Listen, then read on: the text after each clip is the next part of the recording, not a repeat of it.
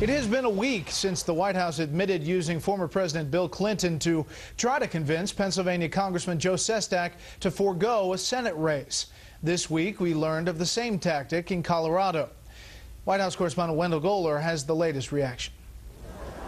If there's one thing Andrew Romanoff and Republicans agree on, it's that President Obama should stay out of Colorado politics, at least when he's supporting Romanoff's opponent. Decisions like who ought to represent a state like ours in the U.S. Senate should be made by the people of Colorado and will be made by the people of Colorado. Romanoff joins Pennsylvania Congressman Joe Sest-off on the list of Democratic candidates the White House tried and failed to convince not to challenge incumbents. And some Republicans say the inducements crossed a legal line. What that statute says is it says you cannot promise a federal job or a federal appointment in exchange for any political activity. The White House suggests Sest-off exaggerated the offer made to him. Officials say it wasn't a paying position.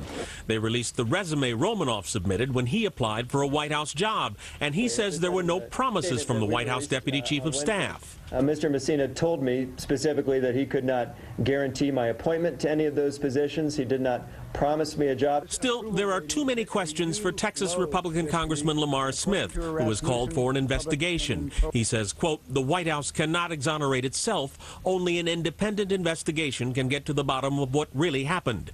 But Democrats note Michael Mukasey and John Ashcroft, two of former President Bush's attorneys general, don't think any laws were broken. I haven't heard a single nonpartisan lawyer come forward and say that there is any hint of a crime here. Still, for a president who promised to change the way Washington works, even politics as usual can be a problem. Whether it was proper or improper, I think even people who are very supportive of the administration have gotten a bad feeling about this. But not bad enough, analysts say. The Democratic committee chairman will agree to a congressional investigation, nor is California Congressman Darrell Issa, they say, likely to get the FBI investigation he wants. If allegations like this can give rise to an FBI investigation, they'll never stop.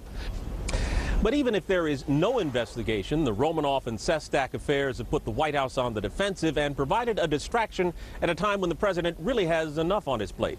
Brett? Wendell Goler live in the North Lawn. Wendell, thank you.